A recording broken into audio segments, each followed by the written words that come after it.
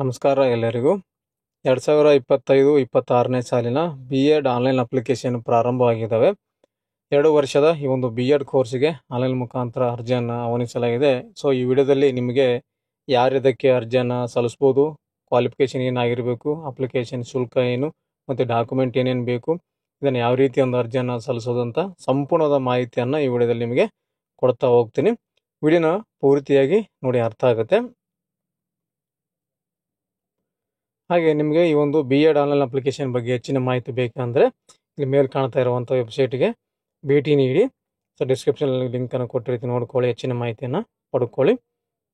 ವೆಬ್ಸೈಟ್ನಲ್ಲಿ ಇಲ್ಲಿ ಶೋ ಆಗ್ತಾ ಇದೆ ನೋಡಿ. Online application for admission 2 year B Ed course for the year of 2025-26 ಅಂತ ಕೊಟ್ಟಿದ್ದಾರೆ.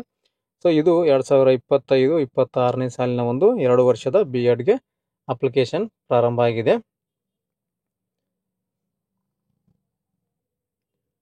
ಇವಾಗ ನೋಡ್ತಾ ಇದ್ದಾರೆ ಕರ್ನಾಟಕ ಸರ್ಕಾರದ ಅಧಿಕೃತವಂತ ಅಧಿಸೂಚನೆ 2025-26 ಸಾಲ 2 ವರ್ಷದ ಬಿ.ಎಡ್ ಕೋರ್ಸಿಗೆ ಸರ್ಕಾರಿ ಕೋಟಾದ ಸೀಟುಗಳಿಗೆ ಪ್ರವೇಶ ಅಂತ ಕೊಟ್ಟಿದ್ದಾರೆ.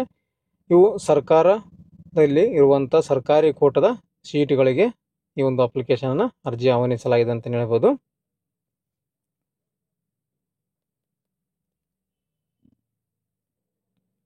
ಆನ್ಲೈನ್ ಮುಖಾಂತರ ನೀವು ಅರ್ಜಿ ಸಲ್ಲಿಸಬೇಕಂದ್ರೆ ಇದೇ ಒಂದು ವೆಬ್ಸೈಟ್ ಮುಖಾಂತರ ನೀವು ಅರ್ಜಿಯನ್ನು ಸಲ್ಲಿಸ್ಕೋಬೇಕಂತ ಕೊಟ್ಟಿದ್ದಾರೆ. ಲಿಂಕನ್ನು ಡಿಸ್ಕ್ರಿಪ್ಷನ್ ಕೂಡ ಹಾಕಿರ್ತೀನಿ. ನೆಕ್ಸ್ಟ್ ವಿಡಿಯೋದಲ್ಲಿ ಯಾವ ರೀತಿ ಒಂದು ಬಿ.ಎಡ್ಗೆ ಆನ್ಲೈನ್ ಅಪ್ಲಿಕೇಶನ್ ಹಾಕೋದಂತ ಕೂಡ ಅದನ್ನು ಕೂಡ ನಿಮಗೆ ತಿಳಿಸಿಕೊಡ್ತೀನಿ. ಕಳೆದ ವರ್ಷ ಕೂಡ ನಾನು ವಿಡಿಯೋ ಮಾಡಿದ್ದೆ ಯಾವ ರೀತಿ ಒಂದು ಬಿ.ಎಡ್ಗೆ ಅಪ್ಲಿಕೇಶನ್ ಹಾಕೋದಂತ, ಅದನ್ನು ಕೂಡ ಡಿಸ್ಕ್ರಿಪ್ಷನಲ್ಲಿ ಕೂಡ ಕೊಟ್ಟಿರ್ತೀನಿ. ಅರ್ಜಿ ಸಲ್ಲಿಸಲು ಪ್ರಾರಂಭಿಕ ದಿನಾಂಕ ನೋಡಿ, ಪ್ರಾರಂಭಿಕ ದಿನಾಂಕ ಮತ್ತು ಕೊನೆಯ ದಿನಾಂಕ ಇಲ್ಲಿ ಕೊಟ್ಟಿದ್ದಾರೆ ಸ್ಪಷ್ಟವಾಗಿ. 3/10/2025ರಿಂದ 3/11/2025 ಅಂತ ಕೊಟ್ಟಿದ್ದಾರೆ. 3ನೇ ತಾರೀಕು ಸ್ಟಾರ್ಟ್ ಆಗಿದೆ ಈ ತಿಂಗಳು. ನೆಕ್ಸ್ಟ್ ಮಂತು 3ನೇ ತಾರೀಕುವರೆಗೂ ಈ ಒಂದು ಆನ್ಲೈನ್ ಅಪ್ಲಿಕೇಶನ್ ಪ್ರಾರಂಭ ಇರುತ್ತೆ. ಮೂಲ ದಾಖಲೆಗೆ ಅರ್ಜಿ ಸಲ್ಲಿಸಿದ ಅವಧಿ, ಸಲ್ಲಿಸಿದ ದಿನಾಂಕ 1 ವಾರ ಅಂತ ಕೊಟ್ಟಿದ್ದಾರೆ. ಹಾಗೆ ಈ ಒಂದು ಬಿ.ಎಡ್ ಅಪ್ಲಿಕೇಶನ್ ಹಾಕೋದಕ್ಕೆ ಏನೆಲ್ಲ ಡಾಕ್ಯುಮೆಂಟ್ ಅಂತ ಇವಾಗ ನೋಡ್ತಾ ಹೋಗೋಣ ನೋಡಿ. ಅಭ್ಯರ್ಥಿಗಳಿಗೆ ಅನ್ವಯಿಸುವ ದಾಖಲೆಗಳು, SLC ಅಂಕಪಟ್ಟಿ ಕೂಡ ಬೇಕಾಗುತ್ತೆ, ಕಂಪಲ್ಸರಿ ಇದು. SLC ಅಂಕಪಟ್ಟಿ, ದ್ವಿತೀಯ ಅಂಕಪಟ್ಟಿ, ಪದವಿ ಅಂಕಪಟ್ಟಿಗಳು ಅಂದರೆ ಡಿಗ್ರಿ ಮಾರ್ಕ್ಸ್ ಕಾರ್ಡ್ಗಳು ಬೇಕಾಗುತ್ತೆ. ಆಲ್ ಅಟೆಂಪ್ಟ್ಸ್ ಅಂತ ಕೊಟ್ಟಿದ್ದಾರೆ. ಎಲ್ಲ ಒಂದು ಅಂಕಪಟ್ಟಿ ಬೇಕಾಗುತ್ತೆ. ಡಿಗ್ರಿ ಎಲ್ಲ ಸೆಮ್ಮಿನ ಒಂದು ಮಾರ್ಕ್ಸ್ ಕಾರ್ಡ್ ಬೇಕಾಗುತ್ತೆ. ನಿಮ್ಮದು PG ಆಗಿದ್ದರೆ ಸ್ನಾತಕೋತ್ತರ ಪದವಿ ಅಂಕಪಟ್ಟಿಗಳನ್ನು ಕೊಟ್ಟಿದ್ದಾರೆ ನೋಡಿ. PG ಆಗಿದ್ರೆ PG ಕೂಡ ಡಾಕ್ಯುಮೆಂಟ್ ಕೂಡ ಬೇಕಾಗುತ್ತೆ. ಅದರ ಜೊತೆಗೆ ಕರ್ನಾಟಕ ಅಭ್ಯರ್ಥಿ ಎಂದು ಪರಿಗಣಿಸಲು ಕನಿಷ್ಠ 7 ವರ್ಷದ ವ್ಯಾಸಂಗ ಪ್ರಮಾಣಪತ್ರ 1ರಿಂದ 10ನೇ ತರಗತಿ 12ನೇ ತರಗತಿವರೆಗೆ ಅಥವಾ ಅರ್ಹತಾ ಪರೀಕ್ಷೆಯಲ್ಲಿ ಅನುಬಂಧ ಪತ್ರ ಅಂತ ಕೊಟ್ಟಿದ್ದಾರೆ. ಸೊ ನೀವು ಕರ್ನಾಟಕ ಅಭ್ಯರ್ಥಿ ಅಂತ ಬೇಕಂದ್ರೆ ಕನಿಷ್ಠ 7 ವರ್ಷ ಒಂದು ಸ್ಟಡಿ ಮಾಡಿರೋ ಬಗ್ಗೆ ಪ್ರಮಾಣಪತ್ರ ಬೇಕಂತ. 1ರಿಂದ 12ನೇ ತರಗತಿ ಒಳಗಾಗಿ 7 ವರ್ಷ ಸ್ಟಡಿ ಮಾಡಿರಲೇಬೇಕು. ಕನ್ನಡ ಮಾಧ್ಯಮ ಮೀಸಲಾತಿಗೆ ಸಂಬಂಧಿಸಿದಂತೆ 1ರಿಂದ 10 ಕನ್ನಡ ಮಾಧ್ಯಮದಲ್ಲಿ ಪ್ರಮಾಣಪತ್ರವನ್ನು ಬರ್ಸ್ಕೊಂಡು ಬಂದಿರಬೇಕು.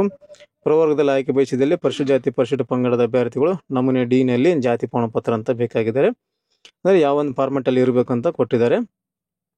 ಪರಿಶಿಷ್ಟ ಜಾತಿ ಪ್ರವರ್ಗ A, ಪರಿಶಿಷ್ಟ ಜಾತಿ ಪ್ರವರ್ಗ B, C ಅಭ್ಯರ್ಥಿಗಳು ಕಡ್ಡಾಯವಾಗಿ ನಿಗದಿತ ನಮೂನೆಯಲ್ಲಿ ತಮ್ಮ ಪ್ರವರ್ಗ ಕುರಿತಂತೆ ಹೊಸದಾಗಿ ಪಡೆದಿರುವ ಪ್ರಮಾಣಪತ್ರ ಸಲ್ಲಿಸುವುದು ಕಡ್ಡಾಯ ಅಂತ ಕೊಟ್ಟಿದ್ದಾರೆ. ಇವಾಗ SC ಒಂದು ಕ್ಯಾಟಗರಿ ಇದು. ಸೊ ಅದು A, B, C ಅಂತ ಮಾಡಿದ್ದಾರೆ. SC ಪ್ರವರ್ಗ ಅಂದರೆ ಪರಿಶಿಷ್ಟ ಜಾತಿ A, ಪರಿಶಿಷ್ಟ ಜಾತಿ B, ಪರಿಶಿಷ್ಟ ಜಾತಿ C ಅಂತ ಈ ರೀತಿಯಾಗಿ ಮಾಡಿದ್ದಾರೆ. ಸೊ ಹೊಸದಾಗಿ ಪ್ರಮಾಣಪತ್ರವನ್ನು ಪಡೆದಿರಬೇಕಂತ ಕೊಟ್ಟಿದ್ದಾರೆ. ಸೊ ಮೀಸಲಾತಿಯನ್ನು ಹೊಸದಾಗಿ ಕೊಟ್ಟಿದ್ದಾರಲ್ಲ, ಸೊ ಹಾಗಾಗಿ ಹೊಸ ಒಂದು ಪ್ರಮಾಣಪತ್ರನ ಪಡೆದಿರಬೇಕಂತ ಕೊಟ್ಟಿದ್ದಾರೆ. ಅದೇ ರೀತಿಯಾಗಿ ಹಿಂದುಳಿದ ವರ್ಗಗಳ ಪಟ್ಟಿಯಲ್ಲಿ ಕೂಡ ನಮೂನೆ E-ನಲ್ಲಿ ಇರಬೇಕಂತ ಕೊಟ್ಟಿದ್ದಾರೆ. ಕ್ಯಾಟಗರಿ 1 ಪ್ರವರ್ಗ 1 ಅಂತ ಏನು ಕೊಟ್ಟಿದ್ದಾರೆ ನೋಡಿ, ಪ್ರವರ್ಗ 1ವರೆಗೆ ನಮೂನೆ E ಅಂತ ಪಡೆದಿರಬೇಕು. ಮತ್ತಿಲ್ಲಿ 2A, 2B, 3A, 3Bಗೆ ಸೇರಿದ ಅಭ್ಯರ್ಥಿಗಳಿಗೆ ನಮೂನೆ F-ನಲ್ಲಿ ಈ ಒಂದು ಜಾತಿ ಪ್ರಮಾಣಪತ್ರನ ಪಡೆದಿರಬೇಕು ತಹಸೀಲ್ದಾರ್ ಅವರಿಂದ ಕೊಟ್ಟಿದ್ದಾರೆ. ಅದೇ ರೀತಿಯಾಗಿ ಈ ಒಂದು ತಹಸೀಲ್ದಾರ್ ಅವರಿಂದ ಪಡೆದಂಥ ವಾಸಸ್ಥಳ ಪ್ರಮಾಣಪತ್ರ ಅಂತ ಕೂಡ ಕೊಟ್ಟಿದ್ದಾರೆ. ವಾಸಸ್ಥಳ ಕೂಡ ಇದಕ್ಕೆ ಬೇಕಾಗುತ್ತೆ ಕಂಪಲ್ಸರಿ ಅಂತ. ಮುಕ್ತ ಶಾಲೆಯಲ್ಲಿ ಅಂದರೆ ಓಪನ್ ಯೂನಿವರ್ಸಿಟಿಯಲ್ಲಿ ನೇರವಾಗಿ ನೋಂದಣಿ ಮಾಡಿ SLC ಅಥವಾ PUC ಪಾಸ್ ಮಾಡಿರುವ ಕರ್ನಾಟಕ ಅಭ್ಯರ್ಥಿಗಳು 7 ವರ್ಷದ ವಾಸಸ್ಥಳ ದೃಢೀಕರಣ ಪ್ರಮಾಣಪತ್ರ ಬೇಕು ಅಂತ ಇಲ್ಲಿ ಕೊಟ್ಟಿದ್ದಾರೆ. ಅದೇ ರೀತಿಯಾಗಿ ಹೊರನಾಡು ಕನ್ನಡಿಗರು 5 ವರ್ಷ ವಾಸಸ್ಥಳ ದೃಢೀಕರಣ ಬೇಕಾಗುತ್ತೆ ನೋಡಿ. ಹೊರನಾಡು ಕನ್ನಡಿಗ ಅಭ್ಯರ್ಥಿ ಆಗಿದ್ದರೆ 5 ವರ್ಷದ ವಾಸಸ್ಥಳ ಪ್ರಮಾಣಪತ್ರ ಬೇಕು. ಗಡಿನಾಡು ಕನ್ನಡಿಗರಾಗಿದ್ದರೆ ತಹಸೀಲ್ದಾರರಿಂದ ವಾಸಸ್ಥಳ ದೃಢೀಕರಣ ಪಡೆದಿರಬೇಕು. ವಿಶೇಷ ಗುಂಪುಗಳಲ್ಲಿ ಆಯ್ಕೆ ಬಯಸಿದಲ್ಲಿ ಸಂಬಂಧಿಸಿದ ಪ್ರಮಾಣಪತ್ರವನ್ನು ನಿಗದಿತ ನಮೂನೆಯಲ್ಲಿ ಸಲ್ಲಿಸುವುದು ಅಂತ ಕೊಟ್ಟಿದ್ದಾರೆ. ರೀತಿಯಾಗಿ ನಮ್ಮ ಕಲ್ಯಾಣ ಕರ್ನಾಟಕ ಭಾಗದವರಾಗಿದ್ದರೆ ನೀವು ಒಂದು 371J ಪ್ರಮಾಣಪತ್ರನ ಬೇಕಾಗುತ್ತೆ. ಕಲ್ಯಾಣ ಕರ್ನಾಟಕ ಜಿಲ್ಲೆಗಳಾದ ಬೀದರ್, ಗುಲ್ಬರ್ಗ, ಯಾದಗಿರಿ, ರಾಯಚೂರು, ಕೊಪ್ಪಳ, ಬಳ್ಳಾರಿ, ವಿಜಯನಗರ ಜಿಲ್ಲೆಗಳ ವಾಸಿಸುವ ಅಭ್ಯರ್ಥಿಗಳು ಮೀಸಲು 371J ನಿಯಮದಲ್ಲಿ ಮೀಸಲುವಂತೆ ಸಹಾಯಕ ಆಯುಕ್ತರ ವತಿಯಿಂದ ಈ ಒಂದು ಪ್ರಮಾಣಪತ್ರವನ್ನು ಪಡೆದಿರಬೇಕಂತೆ. ಅಂದರೆ 371 ಕಂಪಲ್ಸರಿ ಬೇಕಾಗುತ್ತೆ ಕಲ್ಯಾಣ ಕರ್ನಾಟಕದವರಾಗಿದ್ದರೆ. ಅದರ ಜೊತೆಗೆ ಒಂದು ಫೋಟೋ, ಒಂದು ಸಿಗ್ನೇಚರ್ ಕೂಡ ಬೇಕಾಗಬಹುದು. ಅದೇ ರೀತಿಯಾಗಿ ಒಂದು BEd ಅಪ್ಲಿಕೇಶನ್ ಹಾಕುವಾಗ ಏನಾದರೂ ಸರ್ವರ್ ಸಮಸ್ಯೆ ಮತ್ತು ಇನ್ನಿತರ ಏನಾದರೂ ಟೆಕ್ನಿಕಲ್ ಪ್ರಾಬ್ಲಮ್ ಆಗಿದ್ದರೆ ನಿಮಗೆ ಇಲ್ಲೊಂದು ನಂಬರ್ ಕೊಟ್ಟಿದ್ದಾರೆ, ಸಹಾಯವಾಣಿ ದೂರವಾಣಿ ಸಂಖ್ಯೆ. ಈ ಒಂದು ನಂಬರ್ ಕೂಡ ಡಿಸ್ಕ್ರಿಪ್ಷನ್ ಕೂಡ ಹಾಕಿರ್ತೀನಿ. ಈ ಒಂದು ನಂಬರಿಗೆ ಕರೆ ಮಾಡಿ ಹೆಚ್ಚಿನ ಮಾಹಿತಿಯನ್ನು ಪಡ್ಕೊಳ್ಳಿ. ಇವಾಗ ಈ ಒಂದು BEd ಅಪ್ಲಿಕೇಶನ್ಗೆ ಶುಲ್ಕವನ್ನು ನೋಡೋದಾದರೆ ನೋಡಿ ಎಷ್ಟು ಇಟ್ಟಿದ್ದಾರೆ. ಪರಿಶಿಷ್ಟ ಜಾತಿ, ಪರಿಶಿಷ್ಟ ಪಂಗಡ, ಪ್ರವರ್ಗ ಒಂದು ಕ್ಯಾಂಡಿಡೇಟ್ಗೆ 100 ರೂಪಾಯಿ ಫೀಸ್ ಇದೆ. ಅಂಗವಿಕಲ ಅಭ್ಯರ್ಥಿಗಳಿಗೆ ಶುಲ್ಕ ವಿನಾಯಿತಿ ಇರುತ್ತೆ ಅಂತ ಕೊಟ್ಟಿದೆ. ಯಾವುದೇ ರೀತಿ ಶುಲ್ಕ ಇರುವುದಿಲ್ಲ ಯಾರಿಗೆ? ಅಂಗವಿಕಲ ಅಭ್ಯರ್ಥಿಗಳಿಗೆ. ಇತರೆ ಅಭ್ಯರ್ಥಿಗಳಿಗೆ 2A, 2B, 3A, 3Bಗೆ ಸೇರಿದಂಥ ಅಭ್ಯರ್ಥಿಗಳಿಗೆ 300 ರೂಪಾಯಿ ಇಟ್ಟಿದ್ದಾರೆ. 300 ರೂಪಾಯಿ ಈ ಒಂದು ಅಪ್ಲಿಕೇಶನ್ ಫೀಸನ್ನು ಇಟ್ಟಿದ್ದಾರೆ.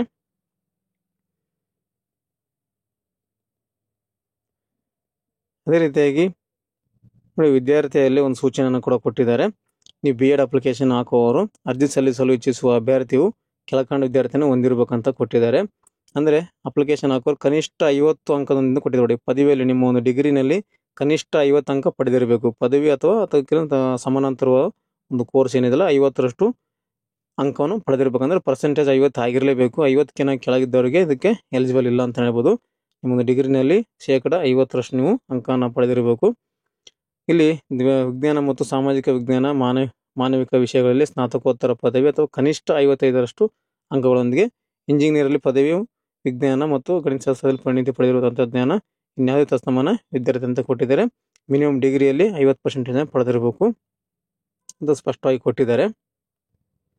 ಇದರಲ್ಲಿ SC/ST ಅಭ್ಯರ್ಥಿಗಳಿಗೆ ಸ್ವಲ್ಪ ವಿನಾಯಿತಿಯನ್ನು ಕೊಡುವ. SC ಮತ್ತು ST ಮತ್ತು ಪ್ರವರ್ಗ 1 ಮತ್ತು ವಿಕಲಚೇತರ PW ಅಭ್ಯರ್ಥಿಗಳಿಗೆ ಮೇಲೆ ತಿಳಿಸಿದ ಕನಿಷ್ಠ ಶೇಕಡ ಅರ್ಹತೆಗಳಲ್ಲಿ ನಿಯಮಾನುಸಾರ 5% ಅಂಕ ವಿನಾಯಿತಿ ನೀಡಲಾಗುತ್ತೆ ಅಂತ ಕೊಟ್ಟಿದ್ದಾರೆ. ಈ ರೀತಿಯ ಮೀಸಲನ್ನು ಇಟ್ಟಿದ್ದಾರೆ. ಕರ್ನಾಟಕ ರಾಜ್ಯದಲ್ಲಿ ಒಟ್ಟು ಸೀಟುಗಳ ಮೀಸಲಾತಿ ಯಾವ ರೀತಿ ವರ್ಗೀಕರಣ ಮಾಡಿದ್ದಾರೆ ಅಂತ ಇಲ್ಲಿ ಕೊಟ್ಟಿದ್ದಾರೆ. ಶೇಕಡಾವಾರು ಮೀಸಲಾತಿ ಯಾವ್ಯಾವ ಸಮುದಾಯಗಳಿಗೆ ಎಷ್ಟೇಟ್ ಅಂತ ಇಲ್ಲಿ ಪ್ರವರ್ಗ 1 ಕ್ಯಾಟಗರಿ 1ಗೆ 4% ಇದೆ. 2A ಅಭ್ಯರ್ಥಿಗಳಿಗೆ 15% ಇದೆ. 2B ಸೇರಿದವರಿಗೆ 4% ಮತ್ತು 3A ಸೇರಿದವರಿಗೆ 4%, 3B ಸೇರಿದವರಿಗೆ 5%. ಪರಿಶಿಷ್ಟ ಜಾತಿ SCನಲ್ಲಿ A 6%, SCನಲ್ಲಿ B 6%, SCನಲ್ಲಿ C 5% ಕೊಟ್ಟಿದ್ದಾರೆ. ಅದೇ ರೀತಿಯಾಗಿ ಪರಿಶಿಷ್ಟ ಪಂಗಡ 7%, ಸಾಮಾನ್ಯ ಅಭ್ಯರ್ಥಿಗೆ 44% ಇಟ್ಟಿದೆ. ಒಟ್ಟು 100% ಮೀಸಲಾತಿ ಇದೆ. ಈ ರೀತಿಯಾಗಿ ವರ್ಗೀಕರಣ ಮಾಡಿದ್ದಾರೆ. ಇದರ ಜೊತೆಗೆ ಕನ್ನಡ ಮಾಧ್ಯಮದಲ್ಲಿ ಓದಿರುವಂತಹ ಅಭ್ಯರ್ಥಿಗಳಿಗೆ 5% ಮೀಸಲಾತಿಯನ್ನು ಕಲ್ಪಿಸಲಾಗಿದೆ. 1ರಿಂದ 10ನೇ ತರಗತಿಯಲ್ಲಿ ಕನ್ನಡ ಮಾಧ್ಯಮದಲ್ಲಿ ಓದಿರ್ತಾರಲ್ಲ ಅಂಥವರಿಗೆ 5% ಮೀಸಲಾತಿಯನ್ನು ಒಳ ಮೀಸಲು ಕೊಟ್ಟಿದೆ. ಮಹಿಳಾ ಅಭ್ಯರ್ಥಿಗಳಿಗೆ ಮಹಿಳಾ ಮೀಸಲು ಅಂತೇಳಿ 30% ಕೊಟ್ಟಿದ್ದಾರೆ. ಇವೇನು ಸೆಲೆಕ್ಷನ್ ಇರ್ತಾವಲ್ಲ ಗೌರ್ಮೆಂಟ್ ಸೀಟ್ನಲ್ಲಿ 30% ಮಹಿಳೆಯರಿಗೆ ಮೀಸಲಾತಿ ಇಟ್ಟಿದ್ದಾರೆ. ಅದೇ ರೀತಿಯಾಗಿ ವಿಶೇಷಚೇತನ ಅಭ್ಯರ್ಥಿಗಳಿಗೆ, ಅಂಗವಿಕಲ ಅಭ್ಯರ್ಥಿಗಳಿಗೆ 3% ಮೀಸಲಾತಿ ಒಳ ಮೀಸಲಾತಿಯನ್ನು ಕೂಡ ಕೊಟ್ಟಿದ್ದಾರೆ. ಒಟ್ಟು ಪೋಸ್ಟ್ನಲ್ಲಿ 3% ಒಂದು ವಿಶೇಷಚೇತನ ಅಭ್ಯರ್ಥಿಗಳಿಗೆ ಮೀಸಲನ್ನು ಇಟ್ಟಿದ್ದಾರೆ. 3 ಸೀಟುಗಳು ಮೀಸಲಿಡಲಾಗುತ್ತೆ ಅಂತ ಕೊಟ್ಟಿದ್ದಾರೆ. ಅದೇ ರೀತಿಯಾಗಿ ರಕ್ಷಣಾ ದಳ ವ್ಯಕ್ತಿ ಅಥವಾ ಆ ವ್ಯಕ್ತಿಯ ಪತ್ನಿ, ಮಗ, ಅವಿವಾಹಿತ ಮಗಳಿಗೆ 0.13ರಷ್ಟು ಮೀಸಲಾತಿ ಕೊಟ್ಟಿದ್ದಾರೆ. ಮಾಜಿ ಸೈನಿಕ ಅಥವಾ ಆ ವ್ಯಕ್ತಿಯ ಪತ್ನಿ, ಮಗ, ಅವಿವಾಹಿತ ಮಗಳಿಗೆ 0.15% ಮೀಸಲು ಕೊಟ್ಟಿದ್ದಾರೆ. ಗಡಿನಾಡು ಕನ್ನಡಿಗರಿಗೆ ಕೂಡ 0.10 ಮೀಸಲಾತಿಯನ್ನು ಕೊಟ್ಟಿದ್ದಾರೆ.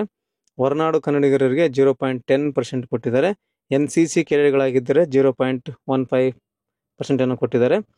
NSS ಸ್ವಯಂ ಸೇವಕರು ಆಗಿದ್ದರೆ 0.13% ಕೊಟ್ಟಿದ್ದಾರೆ. ಕ್ರೀಡಾಪಟುಗಳಾಗಿದ್ದರೆ ಸ್ಪೋರ್ಟ್ಸ್ ಕೋಟಾಗಳಲ್ಲಿ ಇರುವಂಥ ಅಭ್ಯರ್ಥಿಗಳಿಗೆ 0.624 ಒಂದು ಮೀಸಲಾತಿಯನ್ನು ಕೊಟ್ಟಿದ್ದಾರೆ. ಒಟ್ಟು ಇದಕ್ಕೆ 1% ಆಗುತ್ತೆ. ಸೊ ಈ ರೀತಿಯಾಗಿ ವರ್ಗೀಕರಣ ಮಾಡಿದ್ದಾರೆ. ಇಲ್ಲಿ ಒಟ್ಟು 2 ಸುತ್ತಿನ ಹಂಚಿಕೆಯನ್ನು ಮಾಡಲಾಗುತ್ತೆ. ಫಸ್ಟ್ನೇ ರೌಂಡು, ಸೆಕೆಂಡ್ ರೌಂಡ್ ಅಂತ ಒಂದು ಕಾಲೇಜ್ ಸೆಲೆಕ್ಷನ್ಗೆ ಅವಕಾಶವನ್ನು ಕೊಟ್ಟಿದ್ದಾರೆ. ಇಲ್ಲಿ ಫಸ್ಟ್ ರೌಂಡ್ಗೆ ಯಾವಾಗ ಸೀಟು ಹಂಚಿಕೆ ಆಗುತ್ತೆ ಅಂತ ಡೇಟ್ ಕೂಡ ಇಲ್ಲಿ ಕೊಟ್ಟಿದ್ದಾರೆ ನೋಡಿ.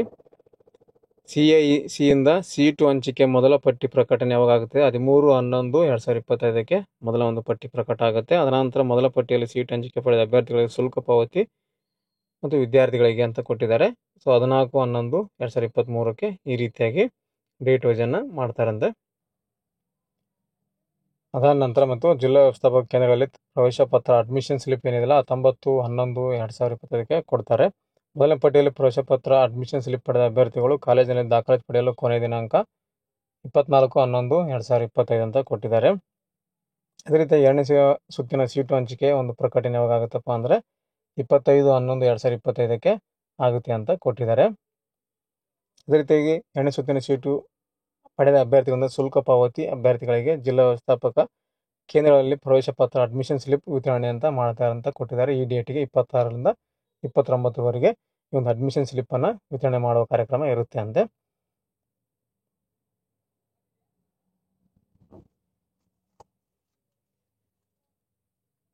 ಅದೇ ರೀತಿಯಾಗಿ ಅಡ್ಮಿಷನ್ ಸ್ಲಿಪ್ ಪಡೆದ ನಂತರ ಅಭ್ಯರ್ಥಿಗಳು ಅಡ್ಮಿಷನ್ ಪಡೆಯಲು ಕೊನೆಯ ದಿನಾಂಕ 2/12/2025 ಅಂತ ಕೊಟ್ಟಿದ್ದಾರೆ.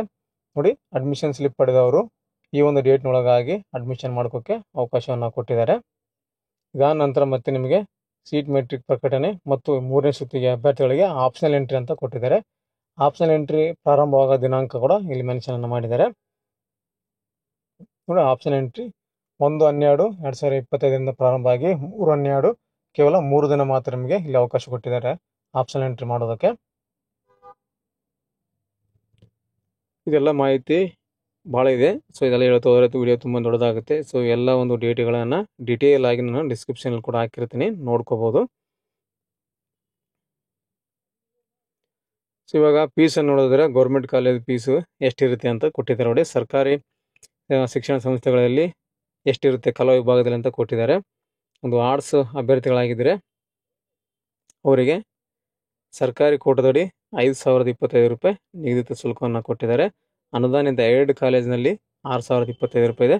ಅನುದಾನ ರಹಿತ ಪ್ರೈವೇಟ್ ಕಾಲೇಜಲ್ಲಿ 10,000 ರೂಪಾಯಿ ಈ ಒಂದು ಕಲಾ ವಿಭಾಗ ಆರ್ಟ್ಸ್ ವಿಭಾಗದಲ್ಲಿಗೆ ಅಡ್ಮಿಷನ್ಗೆ ಇಷ್ಟಿದೆ. ಅದೇ ರೀತಿಯಾಗಿ ಸೈನ್ಸ್ ವಿಭಾಗದಲ್ಲಿ ಸರ್ಕಾರಿ ಕೋಟದಡಿ 5,175 ರೂಪಾಯಿ ಇದೆ. ಅನುದಾನ ರಹಿತ ಏಡ್ ಕಾಲೇಜಿನಲ್ಲಿ 6,175 ಇದೆ. ಅನುದಾನ ರಹಿತ ಪ್ರೈವೇಟ್ ಕಾಲೇಜಿನಲ್ಲಿ 10,175 ರೂಪಾಯಿ ಶುಲ್ಕವನ್ನು ಮಾಡಲಾಗಿದೆ. ಈ ರೀತಿಯಾಗಿ ಒಂದು ಫೀಸನ್ನು ಇಟ್ಟಿದ್ದಾರೆ BEdಗೆ.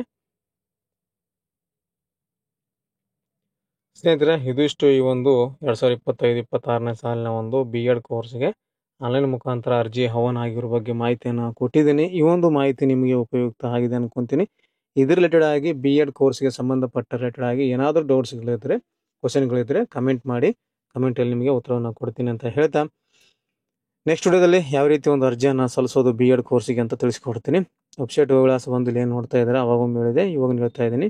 ಸೊ ಇದೇ ವೆಬ್ಸೈಟ್ನಲ್ಲಿ ಅಪ್ಲಿಕೇಶನ್ ಹಾಕೋದಿರುತ್ತೆ. ಸ್ಟೆಪ್ ಬೈ ಸ್ಟೆಪ್ ಆಗಿ ಸಂಪೂರ್ಣ ಒಂದು ವಿಡಿಯೋ ಮಾಡಿ ನಿಮಗೆ ತೋರಿಸ್ತೀನಿ. ಮೊಬೈಲಲ್ಲಿ ಅಪ್ಲಿಕೇಶನ್ ಹಾಕಬೇಕು, ಆ ರೀತಿಯಾಗಿ ನಿಮಗೆ ಈಸಿಯಾಗಿ ತೋರಿಸ್ಕೊಡ್ತೀನಿ. ನೆಕ್ಸ್ಟ್ ವಿಡಿಯೋದಲ್ಲಿ ಇನ್ನೊಂದು ಮಾಹಿತಿ ಒಂದು ನಿಮ್ಮನ್ನು ಭೇಟಿ ಆಗ್ತೀನಿ ಅಂತ ಹೇಳ್ತಾ, ಥ್ಯಾಂಕ್ಸ್ ಫಾರ್ ದ ವಾಚಿಂಗ್.